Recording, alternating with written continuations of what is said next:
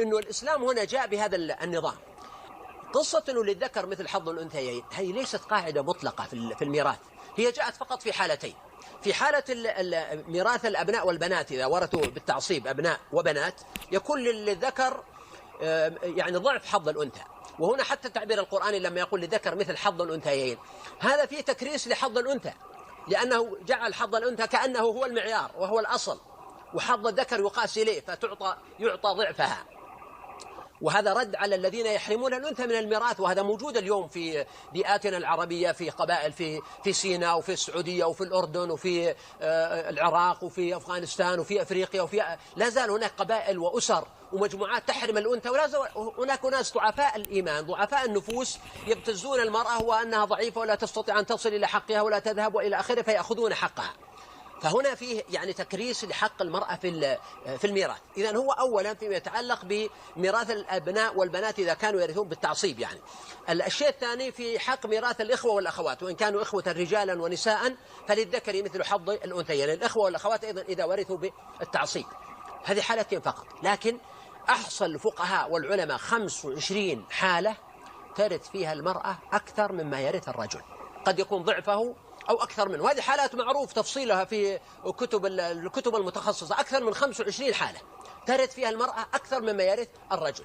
وأيضا حالات كثيرة جدا ليس عندي رقم أحفظه جيدا عن عددها ترث فيها المرأة مثل ما يرث الرجل. ومنها على سبيل المثال الإخوة لأم، يقول العلماء والفقهاء ذكرهم وأنثاهم سواء، فهم متساوون في الميراث، يرث الذكر كما ترث الأنثى. إذن فكرة أن هذا نظام عام في الإسلام أن الذكر يرث ضعف الأنثى هذه ليست فكرة صحيحة، وإنما هذا خاص بحالتين، وهي حالة الأبناء والبنات أو حالة الإخوة والأخوات في الميراث بالتعصيب.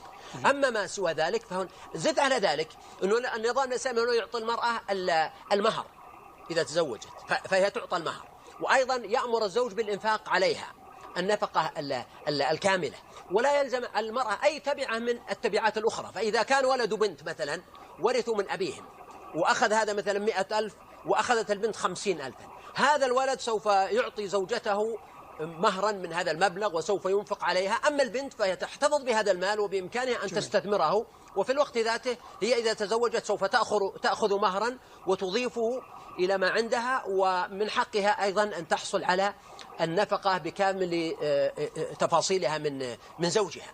فالذين يقولون بضرورة المساواة هنا سيكونوا مضطرين إلى أن يلغوا النظام الإسلامي كاملا، لأنه إذا ألغيت إذا فرضت المساواة في الميراث ستلغي نظام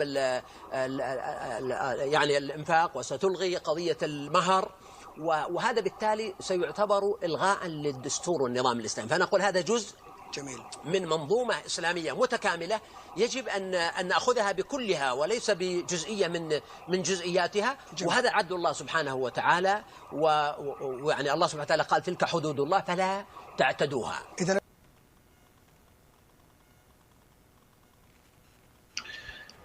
جميل.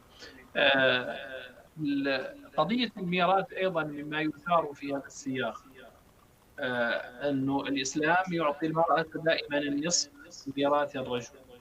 ليس دائما، الميراث ينقسم إلى قسمين، إلى فروض وتعصيب، ميراث بالفرض وميراث بالتعصيب.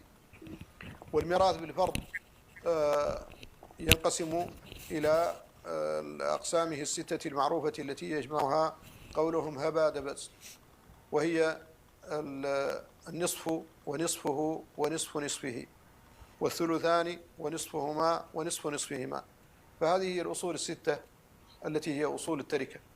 وهذه إذا رجعنا إليها سنجد أن الأصل الأول وهو الثلثان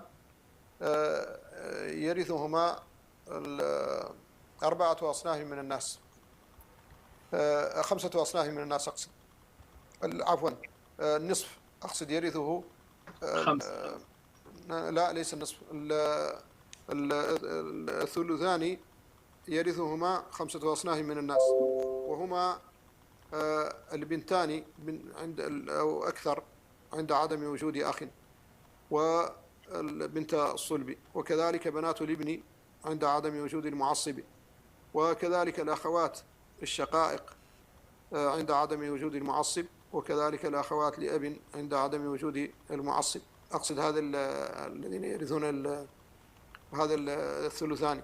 أما النصف فأهله 5، وهم هؤلاء الأربعة: البنت عند انفرادها وعدم وجود المعصب، وبنت الابن عند انفرادها وعدم وجود المعصب، والأخت الشقيقة عند انفرادها وعدم وجود المعصب، والأخت لأب عند انفرادها وعدم وجود المعصب، والزوج. فهؤلاء 5 يرثون النصف وهو الأول. فلو جعلنا النصف مثلا على 100 سهم، كم نصيب النساء منه؟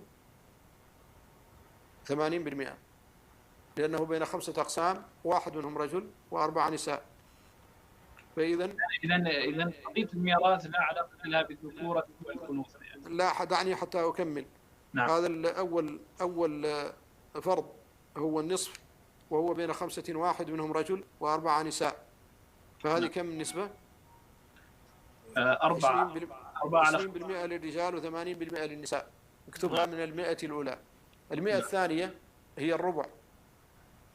وأهله الصنفان: الزوج عند عدم وجود الفرع الوارث، والزوجة عند وجود الفرع الوارث. الزوج أقصد عند وجود الفرع الوارث، والزوجة عند عدم وجود الفرع الوارث. فهو 50% للرجال و50% للنساء. ثم بعد ذلك نصل إلى الفرض الثالث، وهو الثمن، وأهله صنف واحد فقط، وهم الزوجة عند وجود الفرع الوارث، فهو 100% للنساء. فإذا عندك هذه الأصول الثلاثة: الأول 80% للنساء، والثاني 50% للنساء، والثالث 100% للنساء. ثم نأتي إلى البقية. فالثلثان أهلهما 4 أصناف: بنات الصلب عند تعددهن وعدم وجود المعصب، وبنات الابن عند تعددهن وعدم وجود المعصب والحاجب، والأخوات الشقائق عند تعددهن وعدم وجود المعصب، والأخوات لأب عند تعددهن وعدم وجود المعصب. فهو خالص للنساء 100%. وبعد ذلك الأصل الخامس هو الثلث، وأهله صنفان من الناس: الأم عند عدم وجود العدد من الإخوة وعدم وجود الفرع الوارث طبعا، والعدد من الإخوة لأم ذكرهم وأنثاهم سواء، فلا فرق بين ذكرهم وأنثاهم، فهم يرثون بالسواسية. فإذا هو 75% منه للنساء و25 للرجال.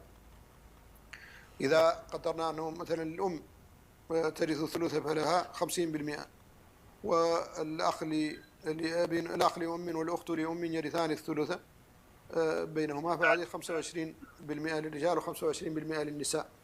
ثم بعد ذلك الأصل السادس والأخير هو السدس، وأهله 8. أولا الأب والأم عند وجود الفرع الوارث، والجد والجدة عند وجود الفرع الوارث، والبنت والابن مع وجود البنت، والأخت لأب مع وجود الأخت الشقيقة، والأخ لأم عند انفراده، والأخت لأم عند انفرادها. فكم فيهم من الرجال؟ هم 8، فيهم 3 رجال: الأب والجد والأخ لأم، والبقية كله نساء.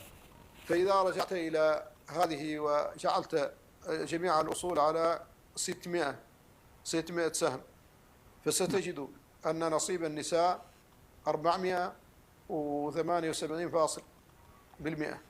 جميل. وأن نصيب الرجال هو ما بقي.